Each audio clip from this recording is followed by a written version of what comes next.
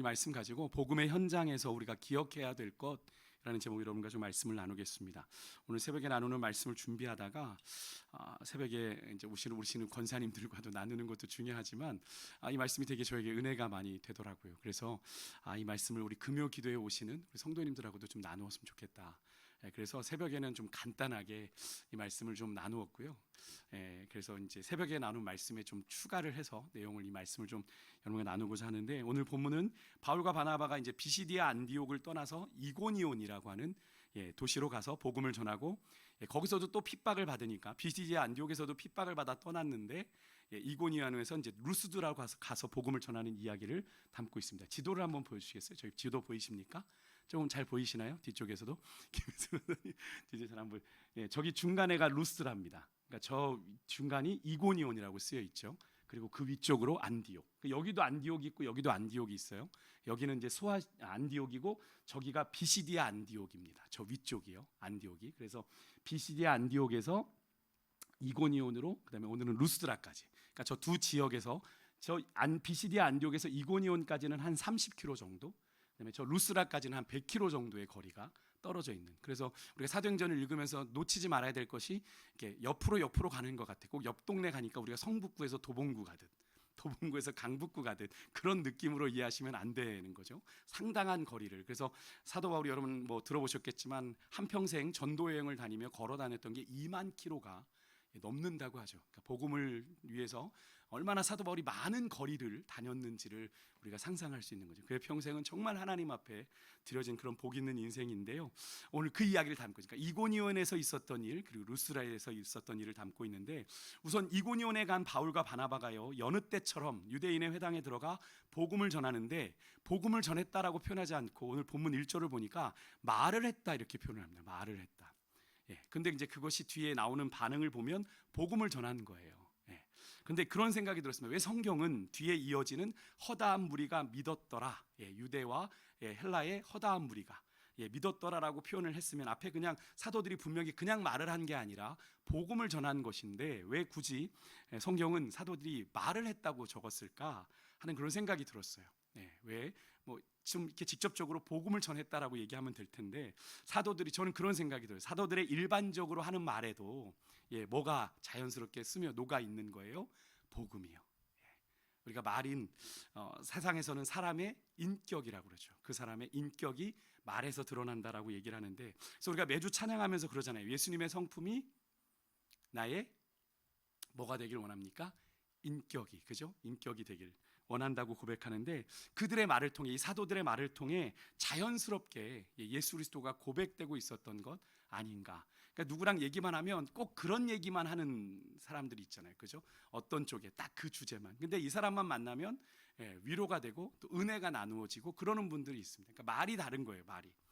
저는 이런 생각이 들었어요. 우리들의 말에도 이런 은혜가 좀 있었으면 좋겠다. 누군가 우리와 말을 하면 예수님이 궁금해지고, 내가 경험하고 있는 그 예수님에 대한 이야기가 너무나도 듣기 좋아지는, 그래서 우리가 쓰는 일상의 언어에도 좀 복음의 메시지가 스며들어 있어서 예수의 향기가 나는 그런 사람이었으면 좋겠다. 오늘 바울과 바나바가 그랬던 것 같아요. 그냥 말을, 유대인의 회당에서 말을 전했을 뿐인데 그들의 말에서 복음이 스며져 있었던 거죠. 우리의 말을 통해서 주님의 위로가, 주님의 사랑이, 또 주님의 마음이 상대방에게 전해지는 그런 일상의 언어가, 여러분의 일상의 언어가 복음의 메시지가 되는 그런 삶이 되실 수 있기를 주 여러분을 축복합니다. 그렇게 바울과 바나바가 전한 복음에 허다한 무리가 믿고 따르는가 하면, 2절에 보니까 그러나라고 하는 역접의 접속사가 나오면서 순종하지 아니하는 유대인들이 있었다라고 얘기를 합니다. 그러니까 사도들이 행하는 표적과 기사를 보면서도 믿지 아니하고 오히려 이방인들의 마음을 선동해서 사도들의 마음 내에서 악감을 품게 하는, 그래서 5절에 보니까 그들이 사도들을 모욕하며 돌로 치려고 하는 일까지 일어나게 됩니다. 우리가 이 장면을 보면서 깨닫게 되는 건, 복음이, 우리가 복음이라는 건 유앙겔리온, 그래서 좋은 소식이고 복된 소식입니다. 그죠? 그러면 누군가에게는, 그래서 이게 원래는 그 당시에 쓰여졌던 이 유앙겔리온이라는 영어는 황제의 승리, 전쟁의 승전보를 복음이라고 했어요. 황제가 전쟁에 나갔는데 승리하고 돌아오는 그 전쟁의 소식이, 승리의 소식이 복음이라고 그랬어요. 근데 그것이 이제 우리 기독교의 의미에서는 예수 그리스도의 죽음을 이기고 승리하신 그 승리의 복음의 소식이 된 건데, 그러니까 이제 좋은 소식이고 복된 소식이니까 그것을 받는 이들이 이 복음을 당연히 우리가 환영할 거다라고 생각을 하지만 실상은, 현실은 그렇지 않다라는 거죠. 다시 말해서 복음으로 우리가 삶을 살아내기 위해서, 그죠?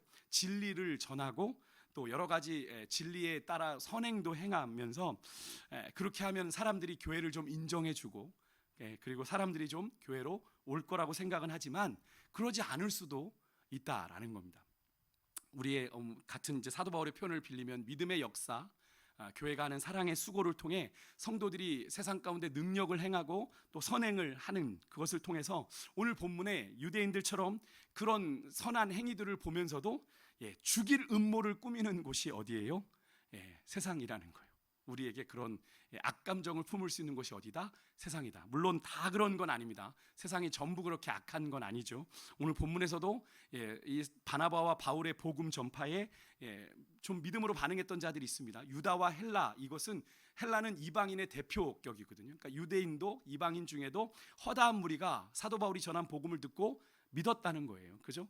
그런 것처럼 우리 성도들의 그런 복음을 위한 믿음의 역사, 여러분들이 삶의 현장에서 살아내는 그런 믿음의 역사, 사랑의 수고가 세상의 환영을 받을 수도 있지만 그러지 않을 수도 있다라는 그런 거죠. 그러니까 동일한 복음을 들었어요. 주께서 사도들을 통해 행하신 표적과 기사를 보았음에도 누군가는 그 복음을 열렬히 환영하며 믿고 받아들이는 자가 있는가 하면 그렇지 않는 자들도 그 현장에 있었다. 그렇다면 여러분, 이 복음을 환영하지 않는 자들은 누구를 말하는 걸까요? 고민해봤습니다. 그런데 그런 자들의 정체를 예수님께서 이미 말씀하신 적이 있더라고요. 요한복음 3장 19절 20절에 보면 이런 말씀이 나옵니다. 화면을 보고 같이 한번 읽어봅니다. 시작. 그 정죄는 이것이니 곧 빛이 세상에 왔으되 사람들이 자기 행위가 악함으로 빛보다 어둠을 더 사랑한 것이니라. 악을 행하는 자마다 빛을 미워하여 빛으로 오지 아니하나니 이는 그 행위가 드러날까 함이요. 예수님이 이렇게 말씀하셨어요. 그러니까 빛 대신 주님이 세상에 왔습니다. 그죠? 그럼 빛이 왔기 때문에 환영해야 되는 사람들이 자기 행위가 악하니까 그것을 어떻게 해요? 숨겨야 되니까 빛보다 어디에요? 자꾸 어두운 곳을 더 사랑하게 된다. 그러니까 악을 행하는 자마다 빛을 미워하여 빛으로 오지 아니한다. 근데 그 이유가 그들의 악한 행위가 드러날까 염려하기 때문이다라고 예수님이 말씀하셨어요. 그러니까 쉽게 말하면 이런 거잖아요. 우리가 예전에 학교에 숙제를 여러분, 그 다음 해가는 날과 해가지 않은 날, 그럼 우리가 선생님을 바라보는 눈빛이 어떻게 되나요? 뻔뻔해서 별 상관이 없으신가요, 여러분? 안 해간 날은 선생님 눈빛을 이렇게 피하잖아요. 이렇게. 나를 시킬까? 그런데 해간 날은 어떻게 합니까? 선생님하고 어떻게든 눈을 마주쳐 보려고. 저만 그렇군요. 그런 경우입니다. 내가 숙제를 해가고 자신 있게 가면 선생님의 눈을 마주치는 경우. 그런데 오늘 이 경우가 그런 거죠. 오늘 본문에서 이방인들의 마음을 선동해 바울과 바나바에 대해서 악감을 품게 한 자들이 바로 그런 자들입니다. 유대인들이죠. 앞에 스데반의 설교도 나왔고 우리가 베드로의 설교도 봤는데 거기서 이야기한 것처럼 유대인들이 어떻게 했습니까? 십자가에 죽인 예수를 그 전하는 그 예수 그리스도의 그 복음이 그들의 입장에서 달가울까요? 달가오지 않을까요? 달갑지 않죠. 왜요? 그를 누가 죽였으니까? 유대인들이 죽였으니까. 그죠? 그것을 그 복음을 인정하는 순간 어떻게 해요? 그 예수를 죽인 자신들의 죄를 스스로 자인하는 꼴이 되는 것 아니겠습니까? 그래서 그 복음이 그들에게 달가울 리가 없는 거예요. 그런데 지금도 여러분 세상에 분명 이런 자들이 존재합니다. 그래서 우리가 전하는 이 진리의 복음이 세상에서 환영받기만을 기대해서는 안 되는 거예요. 복음이니까 세상이 환영하겠지. 그런데 지금도 우리가 사는 세상에는 이 진리의 복음을 이런저런 이유로 거부하고 거절하는 자들이 존재하는데 그 이면에는 뭐가 있냐면 그들이 숨기고픈 죄가 자리하고 있는 겁니다. 그렇기 때문에 때로는 이 불법과 부정이 난무한 이 세상에서 주의 진리의 말씀을 따라 살고 선행을 행하는 우리의 삶이 이 난무하는 이 세상 속에서 참 보잘것없어 보이기도 하고 그렇게 우리가 믿음으로 수고하며 살아내는 그런 진리의 삶이 되게 부질없어 보이기도 하는 것이 우리가 마주하는 현실입니다. 우리는 복음을 살아낸다고 되게 몸부림치는데 이 불법이 성행하는 이 세상 속에서 그런 우리의 노력이 되게 보잘것없어 보이게 느껴질 때가 있죠. 때로는 그런 생각도 듭니다. 내가 이렇게 진리를 쫓아 복음을 살아낸 듯 뭐가 달라지는 게 있을까? 그런 생각 안 해보셨습니까? 주님이 내가 나를 세상의 빛이라 소금이라 하셔서 내가 이렇게 살아내려고 하는데 내가 이렇게 살아내는 게 얼마나 세상을 바꿀까? 괜한 짓, 쓸데없는 짓 하는 것 아닌가? 또 다른 사람들 다 적당히 사는데 나만 굳이 손해를 감수하며 그 복음의 진리를 사수하느라 그렇게 살아가는 것 아닌가? 그런 생각을 하지 않으세요? 그런 회의와 낙심이 들어서 그런 복음에 합당한 삶, 또 믿음의 역사, 사랑의 수고를 그냥 포기하고 그래 나도 그냥 적당히 살아가자라고 하는 생각이 들 때도 있는데 그냥 그렇게 포기해버리면 되는 겁니까? 아니죠. 그러함에도 우리는 그런 세상의 인정, 세상의 반응에 연연하지 말고 우리는 우리에게 맡겨진 구원받은 자로서의 주님의 뜻을 행하며 살아가야 되는 줄 믿습니다. 때로는 세상에 아무런 영향을 주지 못하는 것 같고 우리의 그런 사랑의 수고가 또 믿음의 역사가 그죠? 그렇게 복음을 정말로 생명 걸고 살아내는 그 손해도 보고 양보도 하가며 그렇게 살아가는 것이 세상에 아무런 영향을 주지 못하는 것 같고 오히려 원치 않는 세상의 비방과 조롱을 당한다고 해도 여러분 주눅들지 말고 묵묵히 믿음의 길을 걸어가는 신앙의 용기가 오늘 우리에게 필요한 그런 시대인 줄 믿습니다. 오늘 사도 바울 일행이요 그런 같은 핍박과 위협에도 주를 힘입어서 담대히 복음을 말하고 하나님이 이끄시는 대로 가서 다시 복음을 전했던 것처럼 그죠? 그들이 비시디아 안디옥에서 핍박을 받으면 이고니온으로 또 이고니온에서 핍박을 받으면 또 루스드라로 가서 그들이 동일하게 했던 건 뭐냐면 복음을 전하니라. 거기서도 복음을 전하니라. 제가 새벽에도 그랬습니다. 그렇게 돌을 들어 치려 할 정도로 아주 긴박한 상황까지 몰려서 바울과 바나바가 이고니온에서 루스드라로 넘어가거든요. 그러면 사실 우리가 생각할 땐 한 템포 좀 한숨 돌려야 될 것 같은데 성경은 바로 뭐를 기록하냐면 그들이 거기서도 복음을 전하니라 라고 기록을 합니다. 무엇을 의미해요? 그들은 그냥 어느 상황 속에 그들이 처했든지 간에 복음을 전하는 일들을 주저하지 않았다라는 걸 우리가 알 수 있는 거죠. 여러분 그렇게 세상의 어떤 반응에도 굽히지 않는 그런 믿음의 자세가 우리에게 필요한데 여러분 세상의 인정을 구하지 마십시오. 우리의 믿음을 인정해주고 높이 평가해주고 이러는 거 구할 필요 없습니다. 세상이 알아주지 않아도 됩니다. 우리를 알아주시는 분은 누구예요? 하나님이시면 되는 거죠. 주님이 인정하시면 족한 줄 우리가 믿고 세상의 인정을 구하는 삶이 아니라 누가 보겠어, 누가 알아주겠어 생각하지 말고 주님이 알아주십니다. 주님이 기억하십니다. 그것을 바라보고 우리의 삶에 복음에 합당한 삶을 살아내는 노력, 믿음의 수고, 사랑의 수고를 끝까지 감내내는 여러분과 제가 될 수 있길 주님으로 축복합니다. 다시 본문으로 돌아서 2절에 보면 바울과 바나바를 통해 선포되는 복음에 순종하지 아니하는 유대인들이 이방인들의 마음을 선동해서 형제들에게 악감을 품게 했다라는 표현이 나오거든요. 악감, 악한 감정이죠. 근데 이 구절을 영어 성경 NIV로 보니까 그들의 마음을 오염시켰다 이렇게 되어 있습니다. poison 이렇게 되어 있어요. 독으로 이렇게 독으로 오염되는 그걸 의미하는데 이렇게 오염됐다라는 표현을 보니까 조금 그 의미가 좀 색다롭게 다가오더라고요. 누군가는 사람을 살리는 복음을 사람들에게 잘 전하고 그 복음이 잘 받아들여지도록 하는 사람이 있는가 하면 누군가는 같은 진리의 복음을 듣고 사람들의 마음을 악한 감정, 죄로 오염시켜서 하나님의 역사를 하나님의 일을 방해하는 사람들이 있다라는 사실이죠. 여러분과 저는 어떤 사람입니까? 우리는 그냥 당연히 교회를 다니니까 목사, 장로, 권사, 집사니까 우리는 당연히 복음을 위한 사람들이죠 라고 얘기할 수 있습니까? 복음이 사람들에게 잘 들려지게 하는 구원의 통로로 은혜의 통로가 되는 그런 사람이십니까? 아니면 사람들의 마음을 죄로 오염시켜서 사람들이 복음을 듣는 일에 방해가 되는 회방꾼이 되는 그런 사람인지를 우리가 좀 질문해 보기를 원하는데요. 오늘 본문에서 이방인들의 마음을 오염시켜 복음에 대해서 저항하게 만든 이 유대인들은요, 여러분 어떤 사람들입니까? 사실은 예수 그리스도의 복음의 첫 번째 대상이죠. 첫 번째 그 복음의 수혜자들입니다. 왜요? 예수님께서 그 민족으로 태어나셨잖아요. 그런데 그들은요, 그런데 그렇게 구약에서 예언했던 메시아를 그들이 만났음에도 불구하고 그들의 잘못된 신앙의 아집, 그 자존심으로 인해 그 스스로 예수 그리스도의 복음을 거절하고 복음의 디딤돌이 되어야 되는 그 유대인들이 복음의 걸림돌이 되고 복음을 회방하는 자가 되었음을 우리가 오늘 이 본문에서 보게 되는데요. 그들이 여러분 복음을 모르지 않았어요. 누구보다도 가까이 실제적으로 복음이신 예수님을 그들은 보았고 들었고 만났고 경험했습니다. 그렇지만 여러분, 그들의 잘못된 선민의식, 신앙의 아집, 고집, 그런 자존심이 그 메시아 되신 주님을 거부하게 했고, 세상 누구보다도 복음을 위해 앞장서도록 헌신되고 선택받은 그들이 오히려 복음의 해방꾼이 되어서 복음을 듣는 이방인들의 마음을 오염시켜버리는 그런 정말로 악한 존재로 그들이 있는 것을 우리가 보게 되는데요. 여러분, 혹시 우리의 모습이 그러하지 않습니까? 유대인들과 마찬가지로 우리가 신앙의 연륜과 신앙의 깊이가 있는데, 나의 아집과 자존심으로 인해, 우리의 위선적인 말과 행동으로 인해 사람들에게 긍정적인 선한 영향력을 끼치기보다 사람들의 마음을 오염시켜요.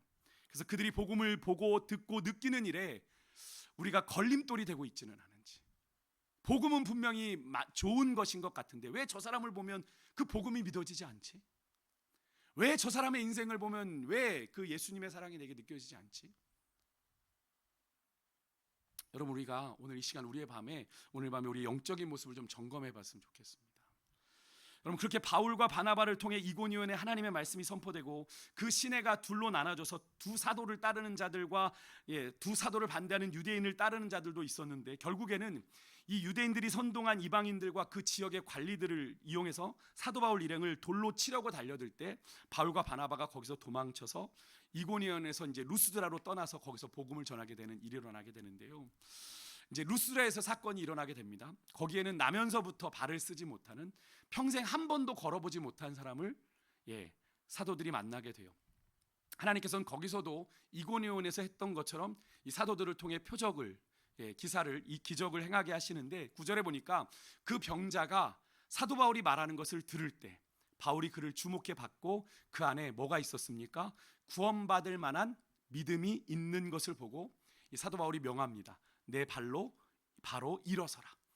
그리고 평생 한 번도 걸어본 적이 없었던 그 사람이 일어나 걷게 되는 일을 우리가 보게 됩니다. 늘상 예수님께서 행하시던 그런 치유 사역과 크게 다르지 않은데, 여러분, 어떻게 이런 놀라운 일이 일어났는지를 우리가 좀 살펴보기를 원하는데요. 제가 새벽에도 말씀드렸지만 한 사람의 평생, 이 사람은 평생 한 번도 걸어보지 못한 사람이에요. 그런데 사도 바울을 만나서 그가 걷게 되는 인생이 됩니다. 인생이 송두리째 바뀐 거죠. 이 치유의 사건에는 먼저 7절의 말씀처럼 중요한 게 있는데, 그곳으로 루스드라로 피신해 간 바울과 바나바가 복음을 선포했다는 겁니다. 복음을 선포했다는 거예요. 그 복음의 선포를 들은 이 사람이 마음에 뭐가 생겼어요? 믿음이 생겨났는데, 어떤 믿음? 구원받을 만한 믿음이 그에게 생겨났다는 겁니다. 여러분, 믿음은 그냥 생기는 게 아닙니다. 우리 교인들 중에도 이렇게 가족들이 이런 질문을 하는데, 믿음이 뭐냐고, 또 혹은 믿음이 어떻게 하면 생기는 거냐고, 그냥 믿음이 생겨서 교회를 가는 거냐고, 아니면 교회를 다니다 보면 믿음이 생기는 거냐고. 오늘 말씀드리면 로마서 10장 17절이 그 답을 주죠. 믿음은 뭐에서 나고? 들음에서 나고, 들음은 하나님의 말씀으로 말미암았다. 이 말은 뭡니까? 믿음은 하나님의 말씀을 들을 때 믿음이 생긴다는 걸 의미하는 거죠. 그러니까 오늘 구절에 나온 것처럼 이 사람이 바울이 선포한 복음을 듣는 데서 역사가 이미 시작된 겁니다. 루스드라에 들어와서 바울과 바나바가 복음을 전했어요. 그 복음이 이 사람에게 들려진 겁니다. 들려졌어요. 그리고 그 안에 뭐가 생겨나면 믿음이 생깁니다. 근데 그 믿음이 말씀을 듣는 데 생겨나는데, 그렇게 말씀을 듣고 믿음을 가지는 데서 이 한 번도 걸어보지 못한 이 사람이 일어나는 신앙이 되어진 건데요. 우리가 여기 한 가지 살펴볼 것은, 이 치유 사건에서 치유를 받는 그 사람에게 바로 구원받을 만한 믿음이 있었다라고 하는 것을 우리가 잘 봐야 됩니다. 여러분, 이것이 무엇을 말하는 거냐면, 믿는 자들에게 이런 표적이 따른다는 거예요. 아무한테나 이런 표적이 일어나는 게 아니라, 마가복음 16장 17절에 보면 예수님이 이런 말씀을 하시죠. 믿는 자에게 이런 표적이 따른다. 어떤 표적이 따라요? 내 이름으로 귀신을 쫓아내고 새 방언을 말하고 뱀을 집어 올리며 무슨 독을 마실지라도 해를 받지 아니하고 병든 사람에게 손을 얹은즉 나으리라. 이 역사가 누구에게 나타난다고요? 믿는 자에게. 믿는 자에게. 무슨 말씀입니까? 하나님의 역사는 그 역사를 경험하는 사람의, 그 역사를 행하는 사람의 믿음도 중요하지만 그 역사를 경험하는 사람의 믿음이 중요하다라는 사실을 말하는 거예요. 이 사실은 여러분, 하나님의 자녀가 되는 일도 마찬가지죠. 요한복음 1장 12절에 보면 영접하는 자가 누구예요? 곧 그 이름을 믿는 자에게는 뭐가요? 하나님의 자녀가 되는 권세가 주어진다라고 하는 말씀도 마찬가지 아니겠습니까? 여러분, 우리에게 구원받을 만한 믿음이 있을 때 역사가 일어나는 거예요. 여러분 이것을 잘 아셔야 됩니다. 우리가 그냥 예배 자리, 기도의 자리 나와 있다고 역사가 일어나는 게 아니라 우리가 구원받을 만한 믿음이 있어야 됩니다. 예수님께서 그런 말씀하셨죠. 너희에게 겨자씨만한 믿음이 있어도 산을 옮길 거다. 근데 늘 말씀드리면 겨자씨만한 믿음이 얼마나 믿음이에요? 볼펜으로 딱 점 찍는 게 그게 겨자씨만한 믿음이거든요. 그럼 우리에게 그만한 믿음도 없다는 얘기인가? 솔직히 받아들이기 쉽지 않은 예수님의 이야기입니다. 우리 안에 최소한 그 정도는 있지 않나? 라고 여러분 다 생각하시잖아요. 난 그 정도 믿음은 있다라고 생각하실 텐데, 여러분 그렇다면 여기서 예수님께서 겨자씨만한 믿음, 구원받을 만한 믿음이 뭘까요? 어떤 믿음을 말하는 걸까요? 여러분 주님 보실 때 인정하실 만한 믿음을 말하는 거예요. 주님 보실 때 인정하실 만한 믿음이요. 오늘 본문에서 여러분 사도 바울이 그것을 믿음의 눈을 열어 볼 수 있었고 그 사람 안에 그렇게 구원받을 만한 믿음이 있는 걸 보고 그렇게 믿음으로 선포했던 겁니다. 여러분에게는 이 구원받을 만한 믿음이 오늘 이 밤에 있으세요? 정직하게 여러분의 믿음의 상태를 좀 들여다보시고 오늘 이 밤에 그렇게 내게 구원받을 믿음이 없다면 여러분 하나님 앞에서 이렇게 좀 기도했으면 좋겠는데요. 마가복음 9장 24절에 그 귀신 들린 아들, 자꾸 그 불에 넘어지는 아들로 인해서 예수님께 그 아들을 데리고 찾아 나왔던 아버지가 하나님 예수님께 이렇게 말합니다. 나의 믿음 없는 것을 어떻게 해요? 도와달라고. 오늘 이 밤이 우리가 좀 그런 밤이 됐으면 좋겠습니다. 믿음 있는 척 하지 마시고요.